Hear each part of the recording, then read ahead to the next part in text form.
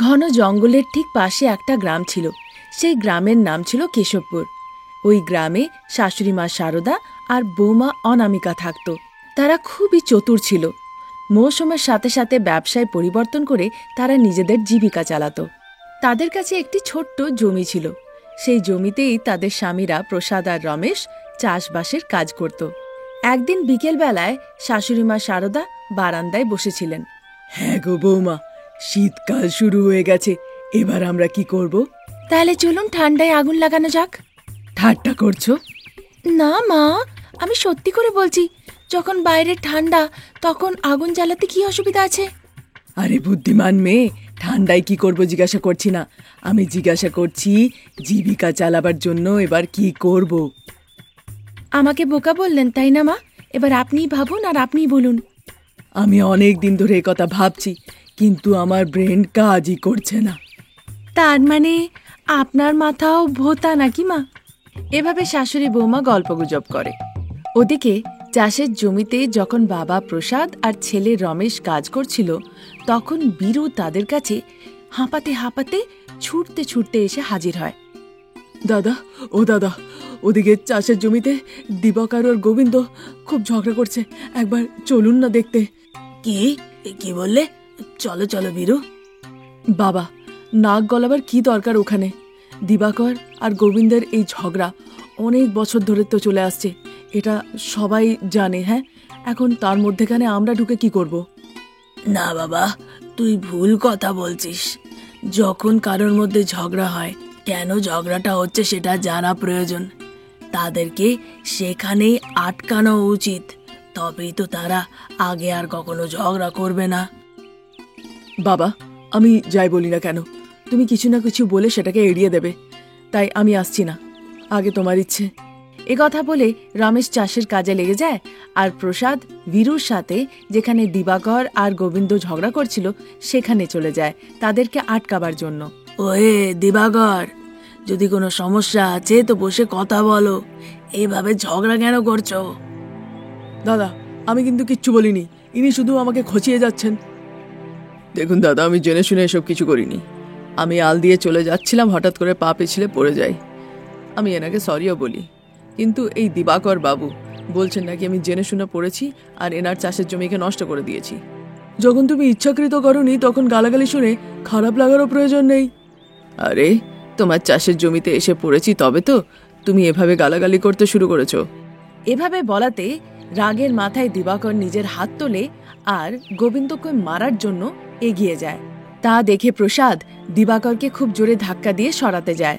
ফলে দিবাকর নিজের ব্যালেন্স হারিয়ে পাশেই একটা পাথরের উপরে গিয়ে পড়ে। পাথরের উপরে পড়ে দিবাকরের মাথায় আঘাত লাগে, আর ফলে সেখানেই তার মৃত্যু হয়ে যায়। পড়ার কিছুক্ষণ পরে যখন দিবাকর নড়াচড়া করে না, তখন প্রসাদ আর বীরুর একটু সন্দেহ হয়। তারা দুজনে আসে দিবাকরকে ওঠাবার জন্য। দিবাকর পাথর হয়ে উঠেছিল। বীরু দেখে খুব চিন্তিত হয়ে পড়ে। প্রসাদ তো কিছুই বুঝে উঠতে পারছিল না। দাদা, দিবাকর মনে হচ্ছে মরে গেছে। তা শোনা মাত্র প্রসাদ অবাক হয়ে যায়। গোবিন্দ সেখান থেকে ছুটে পালায়। প্রসাদ আগে নিজেকে একটু সামলায়, তারপর চিন্তিত অবস্থায় ভয়ে ভয়ে সে বাড়ির দিকে যেতে লাগে। বীরু মৃত দিবাকরকে দেখে সেখানেই কান্নাকাটি করতে লাগে। শাশুড়ি বৌমা বাড়ির বাইরে দালানে বসে গল্প করছিল। ঠিক সেই সময় বাচ্চাদের স্কুলের অটো এসে বাড়ির সামনে থামে। স্কুল থেকে ফিরে আসা বাচ্চাদেরকে দেখে অনামিকা খুব খুশি হয়। বাচ্চারা, তোমরা টিফিন খেয়েছো না ফেলে দিয়েছো? পুরোটা খেয়েছি মা, খুব ভালো ছিল। খুব ভালো ছিল মা, আমার বান্ধবী লাবণ্যও খেয়েছে। শারদাও সেখানেই বসেছিল। শারদাকে দেখে বাচ্চারা শারদার কাছে যায়। ঠাম্মা ঠাম্মা, আমার সীতাফল চাই। সীতাফল কেন বাবা? তুমি জানো না নাকি, খাবার জন্য ঠাম্মা। এ কথা বলাতে অনামিকা সেখানেই দাঁড়িয়েছিল, মুচি মুচি হাসতে লাগে। তাকে রেগে মেগে শারদা দেখে।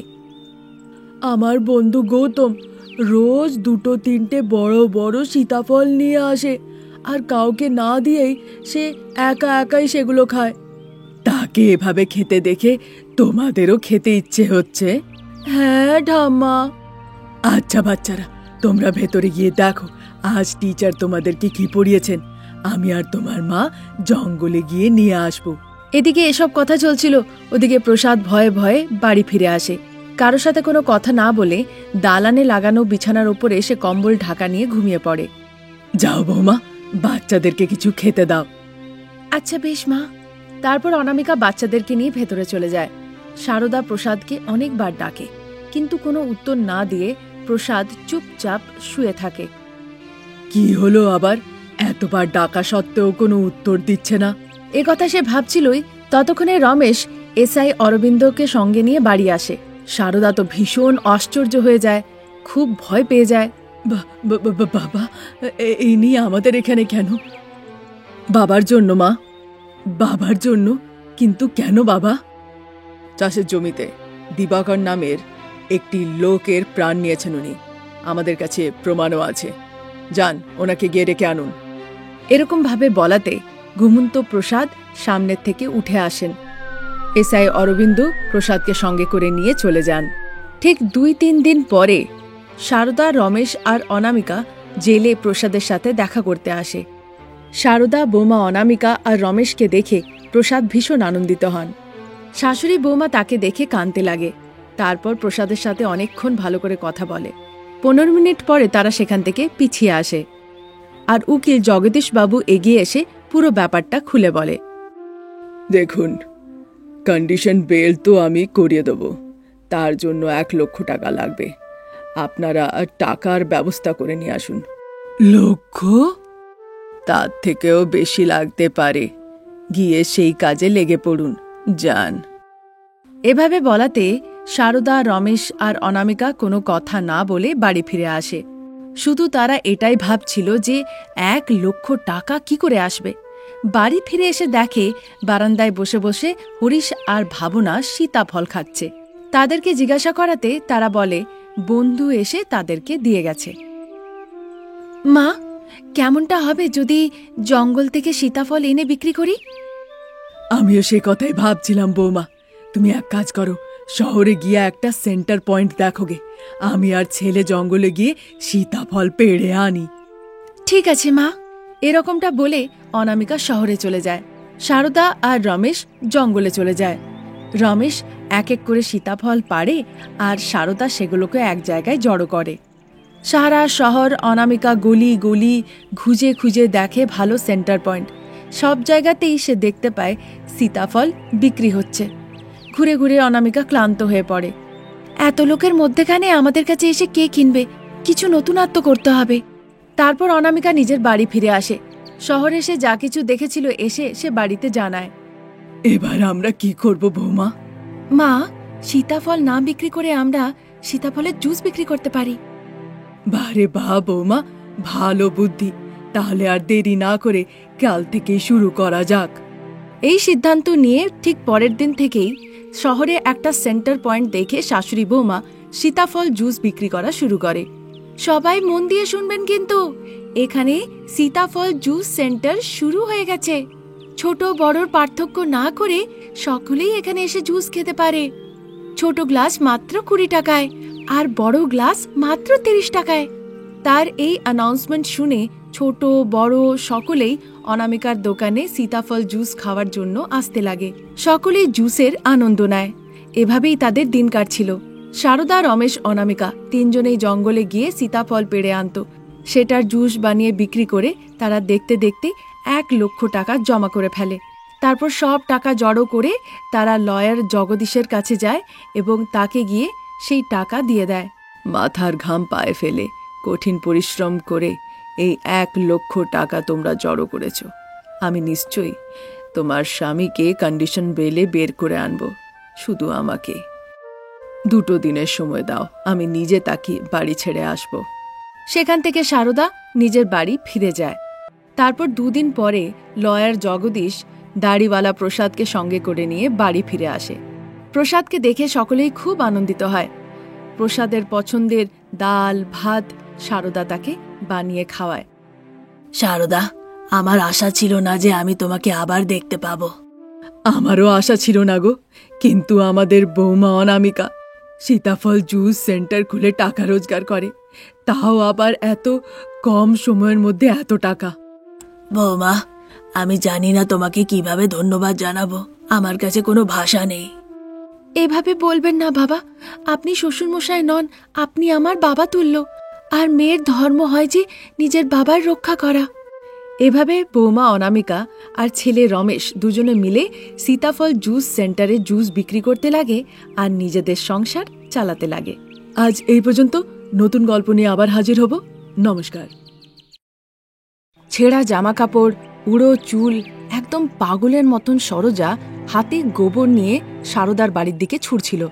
তুমি নষ্ট হয়ে যাও, শেষ হয়ে যাও, সব যেন ধ্বংস হয়ে যায়, মুখে পোকা লাগুক, এমন অনাথের মতন মরো যেন কেউ দেখতেও না আসে, নরকের যেন জীবন হয়। সুদের নামে জানি না কত লোকের তোমরা এভাবে রক্ত খেয়েছ। থু। যখন এসব বলছিল তখন বৌমা অনামিকা ছাতের ওপর থেকে সব দেখে ফেলে। এ কে বাবা, সকাল ঘুম থেকে ওঠার থেকে রাত্রি শোয়ার পর্যন্ত শাশুড়ি মাকে গালাগালি দিতেই থাকে, হাতে কিছু না কিছু একটা নিয়ে ছুটতে থাকে। পরশু হাতে করে পাথর নিয়ে এসেছিল, কালকে মাটি, আর আজকে দেখছি গোবর। এই শাশুড়ি মাকে গালাগালি দিচ্ছে কেন, আর আমার শাশুড়ি কিছু না বলে চুপচাপ বসে আছে কেন? ভাবতে ভাবতে সে ছাদ থেকে সরোজাকে দেখছিল। ওদিকে সারদা যে সুদের ব্যবসা করত, তার এসব গালিগালজে কিছু এসেই যাচ্ছিল না। সে নিজের ঘরের ভেতরের আলমারিটা খুলে টাকার বান্ডেলগুলো দেখে আর লোকেদের মর্গেজে রাখা জমির কাগজপত্র দেখে মনে মনে ভাবে, দাও দাও, যত ইচ্ছে গালি দাও, তুমি যত গালাগালি দেবে আমার সুদের ব্যবসা তত আগে বাড়বে, আমি তত বেশি রোজগার করব। মনে মনে ভাবে, কিন্তু বাইরের থেকে, অনামিকা, অনামিকা। এভাবে সে বৌমাকে ডাক দেয়। বৌমা যে ছাদে ছিল, শাশুড়িমার আওয়াজ শুনে সঙ্গে সঙ্গ তার ঘরে ছুটে আসে। কি হয়েছে মা? কিছু হয়নি, এখানে এসে আলমারিতে কি আছে দেখো তো। এভাবে বলাতে অনামিকা এসে আলমারিটা দেখে। সেখানে টাকার বান্ডেল রাখা ছিল, আর রাখা ছিল জমির কাগজপত্র। 10টা টাকার বান্ডেল আর 15টা জমির কাগজপত্র রাখা আছে মা। একদম ঠিক বলেছ বৌমা। আমি শহরে যাচ্ছি আমার বান্ধবীর মেয়ের বিয়েতে, যতক্ষণ না ফিরে আসি আলমারির চাবিটা নিজের কাছে রাখো। আরে মা, আলমারির চাবি আপনি আমায় কেন দিচ্ছেন? এমনি এমনি আমি তোমাকে চাবিটা দিচ্ছি না, যদি কেউ আসে টাকার জন্য তুমি সুদ দেখে টাকা দিয়ে দিও, পরে আমি ফিরে এলে তার সাথে কথা বলে আমি বাকি ডিটেলস নিয়ে নেব। আচ্ছা বেশ মা। কিন্তু সাবধান বৌমা, এক একটা নোটকে দুবার গুনে তারপর দেবে। মাঝে মধ্যে দুটো নোট একসাথে চিটে থাকে, তা না হলে আমাদেরই লোকসান হয়ে যাবে। শারদা এসব কথা বলছিল, কিন্তু অনামিকার কিছুই কানে ঢুকছিল না। সে শুধু সরোজার সেই চিৎকার চেঁচামেচি আর অভিশাপ শুনতে পাচ্ছিল। সে ভাবে জিজ্ঞাসা করার কথা, মা, বাইরে এত জোরে জোরে চিৎকার করছে এই পাগল মহিলাটি কে? তুমি বুঝতে পারছো তো সে একজন পাগল, তাই পাগল মানুষদের নিয়ে বেশি তুমি ভেবো না, আর তাদের সাথে কথাও বলতে যেও না, সাবধানে থাকবে। একথা বলে শারদা আলমারির চাবিটা অনামিকার হাতে দিয়ে দেয়। ওদিকে চাষের জমিতে শ্বশুর মশাই প্রসাদ এবং বেয়ান মশাই চক্রবর্তী একসাথে বসেছিল। বেয়ান মশাই, মেয়ে অনামিকা কেমন আছে? আমার বৌমা বলে কথা, ভালোই আছে। শারদা অনামিকার খুব ভালো করে দেখাশোনা করে। ভালো কথা, শাশুড়ি বৌমা ভালো করে থাকলেই ভালো হয়। সে ঠিক আছে চক্রবর্তী, তোমার স্ত্রীর কোনো খবর পেলে? না দাদা, আমি আমার স্ত্রীর কোনো কথাই জানি না, এটাও জানি না কোথায় আছে, কেমন আছে। শারদা বৌদির অপমান সে সহ্য করতে না পেরে জানি না সে এখন কি করছে। একথা বলতে বলতে চক্রবর্তীর চোখে জল চলে আসে। তখন প্রসাদ তাকে বুঝিয়ে বলেন, কষ্ট পেও না চক্রবর্তী, জানতাম না যে শারদা এইভাবে তোমার স্ত্রীকে অপমান করবে, কিন্তু এসব ব্যাপার যেন আমার বৌমা অনামিকা জানতে না পারে। বলবো না বেয়ান, এরকম কথা বলে সংসারকে ভাঙার কাজ আমি একদম করব না। আমাদের সময় তো ঘনিয়ে এসেছে ভাই, এবার ওদের জীবন কেন নষ্ট করা? হ্যাঁ দাদা, তুমি অনামিকার খেয়াল রেখো, আমার কিছু কাজ আছে, আমি আসি। বলে চক্রবর্তী সেখান থেকে চলে যায়। ওদিকে বিমলা যে সুদে শারদার কাছে টাকা নিয়েছিল শারদার বাড়িতে যায়। কি ব্যাপার বিমলা কাকি? আমি সুদের টাকা দিতে এসেছি, এই টাকাটা নিয়ে নাও আর খাতায় লিখে রাখো। কথা বলাতে অনামিকা আলমারির কাছে যায়। আলমারি খুলে সে হিসাবের বই খুঁজতে লাগে। সেই তরুণ কিছু জমির দলিলপত্র নিচে পড়ে যায়। তার মধ্যে তার বাবার জমির দলিলপত্র সে দেখতে পেয়ে যায়। সেগুলো হাতে নিয়ে সে অবাক হয়ে ভাবে, সে কি বাবার জমির কাগজপত্র মায়ের কাছে কি করে? তার মানে বাবার জমির দলিল শাশুড়ি মার কাছে মর্গেজে রেখে ইন্টারেস্টে টাকা নিয়েছিলেন। একথা ভাবতে ভাবতে কাগজপত্র নিয়ে সে বেরিয়ে আসে। সেখানে বিমলা দাঁড়িয়েছিল। আমি কোনো বই খুঁজে পেলাম না কাকি, আমার মনে থাকবে, তুমি টাকাটা দিয়ে যাও। কিছু মনে করো না মা, তুমি তোমার শাশুড়িকে চেনো না। সে একবার নিজের এক দুঃসম্পর্কে দাদা বৌদিকে ইন্টারেস্টে টাকা দিয়েছিল। বেচারা সে বৌদি এসে এসে মাসে টাকা দিয়ে যেত। বিমলা এভাবে গল্প বলতে লাগে। অনামিকা খুব মন দিয়ে কথাগুলো শোনে। সারদা খাতায় লিখত না, তারপর সে কথা পাল্টে দেয়, মহিলাটিকে মারধর করে, গালাগালি দেয়। সেই মহিলাটি এখন পাগল হয়ে গেছে। বিমলা যখন এভাবে বলে তখন অনামিকার বাড়ির সামনে এসে চিৎকার চেঁচামেচি করত সরোজার কথা মনে পড়ে। সে ছুট্টে বাইরে এসে চারিদিকে দেখতে লাগে। সে সরোজাকে চিৎকার চেঁচামেচি করে হেঁটে যেতে দেখে। অনামিকা সরোজার কাছে যায়, তারপর তাকে বিমলার কাছে নিয়ে আসে। সরোজকে দেখা মাত্রই বিমলা চিনে ফেলে। তারপর অনামিকা পুরো ব্যাপারটা বুঝতে পারে। মা, আপনি কি এতটুকু ভাবেন না যে এনারা আপনার দুঃসম্পর্কের আত্মীয়? টাকার জন্য সবাইকে আপনি এভাবে ঠকিয়েছেন। এবার দেখুন আমি আপনাকে কেমন শিক্ষাটা দিচ্ছি। এই ঘরেই চাকরানি বানিয়ে রাখবো আপনাকে। এরকমটা ভাবে তারপর বিমলাকে সেখান থেকে পাঠিয়ে দেয়। সে সরোজাকে সঙ্গে করে ঘরে নিয়ে আসে। তারপর কিছুক্ষণ পরে সরোজাকে ভালো করে তৈরি করে সে হলে নিয়ে আসে। বাবা চক্রবর্তীকে সে ফোন করে। বাবা এবং শ্বশুরমশাই দুজনেই বাড়ি ফিরে আসে। সেখানে সরোজাকে দেখে চক্রবর্তী আর প্রসাদ দুজনেই খুব আনন্দিত হয়। প্রসাদ চোখের জল মুছতে মুছতে, এতদিন পরে তুমি তোমার মা বাবাকে এক করতে পেরেছ। এবার শাশুড়িকে সঠিক শিক্ষা দাও। নিশ্চয়ই দেব বাবা, মাকে আপনি আসতে দেন, তারপর দেখুন। সেখান থেকে চক্রবর্তী আর সরোজা দুজনেই চলে যায়। অন্ধকার নেমে আসে। সারদাও বাড়ি ফিরে আসে। তার আসার পরেও অনামিকা সোফাতেই বসে থাকে আর বসে বসে টিভি দেখতে থাকে। বৌমা, আমি এসে গেছি। তাহলে আমি কি করতে পারি মা? নতুন বৌমার মতন বরণ করে ঢোকাবো নাকি? সে কথা নয় বৌমা, খুব মাথা ব্যথা হচ্ছে, একটু চা এনে দাও তো। আমার জন্য উনি আসবেন, আমারও যে খুব মাথা ব্যথা হচ্ছে। এত অহংকার হয়েছে, এখন তুমি শাশুড়িকে বলছো চা বানিয়ে নিয়ে আসার জন্য? শাশুড়ি তো কি হয়েছে, কোনো জঙ্গলি শুয়োর নাকি আপনি? সারদা ভীষণ রেগে যায়, মারার জন্য হাত তোলে। সঙ্গে সঙ্গে অনামিকা আলমারির চাবি দেখায়। যদি এটা চান তাহলে আপনাকে কাজ করতে হবে, না হলে আমি দিচ্ছি না। এভাবে বলাতে সারদা বুঝতে পেরে যায় যে অনামিকা তার সাথে খেলা করছে। তারপর সে বিশেষ কিছু না বলে চা বানায়। চা বানিয়ে সে নিজে আর বৌমার জন্য নিয়ে আসে। মা, আমার মুরগির মাংস খাওয়ার ইচ্ছে হচ্ছে, নিয়ে এসে রান্না করুন তো, বলে এসে আবার আলমারির চাবি দেখায়। যেহেতু আর কোনো উপায় ছিল না, তাই সারদা নিজে মাংসের দোকানে গিয়ে মাংস নিয়ে আসে এবং সেটাকে রান্না করে। বিকেলবেলায় যখন প্রায় 8টা বাজে, অনামিকা, প্রসাদ, রমেশ তিনজনেই এসে ডাইনিং টেবিলে বসে। সারদা যা রান্না করেছিল সেটাকে এনে ডাইনিং টেবিলের ওপরে রাখে। অনামিকা, মা যে একা রান্না করছে, তুমি একটু সাহায্য করতে পারো তো? আমি সাহায্যের কথা বলেছিলাম, কিন্তু মাই বারণ করে দিলেন। বলতে বলতে অনামিকা সারদার দিকে দেখে। তার চাউনি দেখেই সারদা ব্যাপারটা বুঝে যায়। হ্যাঁ বাবা, আমি তো ঠিকই আছি, করে নেব। বৌমার কি দরকার? তুই আবার বৌমাকে কিছু উল্টো পাল্টা বলিস না। আরে বাহ, সারদা, তোমার মনটা তো খুব বড়। তুমি বৌমাকে এভাবে বসিয়ে রেখেছ আর বৌমা তোমাকে চাকরানি বানিয়ে রেখেছে। যাই হোক, না বলে থাকতে পারলাম না। একথা বলাতে সারদা রেগে মেগে প্রসাদের দিকে চেয়ে দেখে। দিন এভাবেই কাটছিল। আলমারির চাবি পাওয়ার জন্য সারদা দিনভর রান্না বান্না, ঘরের কাজকর্ম করছিল। চেষ্টা করছিল যেন সবার প্রয়োজন সে পূর্ণ করতে পারে। একদিন খুব ক্লান্ত হয়ে সে বিছানায় শুয়েছিল। তা সত্ত্বেও অনামিকার মনে একটুও দয়া হয় না। এক্ষুনি উঠে ঘরের কাজকর্ম করলে তুমি চাবিটা পাবে, না হলে পাবে না। অনামিকা এরকম বলছিল, ততক্ষণে চক্রবর্তী নিজের স্ত্রী সরোজাকে নিয়ে সেখানে আসে। মেয়ের এই স্বভাব দেখে তাকে একটা কষে থাপ্পড় লাগায়। মা? হ্যাঁ মা, তোমার যে কাজটা করা উচিত ছিল সেটা তুমি তোমার শাশুড়ি মাকে দিয়ে এভাবে করাচ্ছ কেন শুনি? সারদা সরোজাকে দেখে খুব অবাক হয়। তারপর সে বিছানার উপরে উঠে বসে। আচ্ছা, তুমি সত্যিটা জেনে গেছো, তাই বুঝি তুমি আমাকে এতদিন ধরে এই ঘরে চাকরানি বানিয়ে রেখেছো? তাহলে কি আপনার মনে হয় না যে আপনি কোনো ভুল করেছেন? না বৌমা, আমি সুদের ব্যবসা করি, যদি আমি আত্মীয় পরিজন বন্ধু বান্ধব দেখতে যাই ব্যবসা করতে পারবো না। আমার এই চাবির আর দরকার নেই। এখন মনে পড়লো আমার ঘরে কাঠের বাক্সে চাবি রাখা আছে। এ কথা বলে সারদা নিজের ঘরে চলে যায়। সে ভালো করে কাঠের বাক্স খোঁজে, কিন্তু চাবি কোথাও খুঁজে পায় না। কোনো উপায় না থাকাতে সে আবার অনামিকার কাছে ফিরে আসে। কি মা, ওখানে চাবি হারিয়ে ফেলেছেন নাকি? এরকমটা বলে সে মুখে হাসি নিয়ে দুটো হাতে চাবি নিয়ে সে তাকে দেখাতে লাগে। সারদা আবার চাকরানির মতন কাজ করতে লাগে।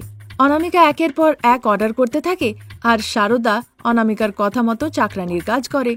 দেখা যাক সারদা আর কতদিন এ ঘরে চাকরানির মতন থাকে। আজ এই পর্যন্ত। নতুন গল্প নিয়ে আবার খুব তাড়াতাড়ি হাজির হব। নমস্কার।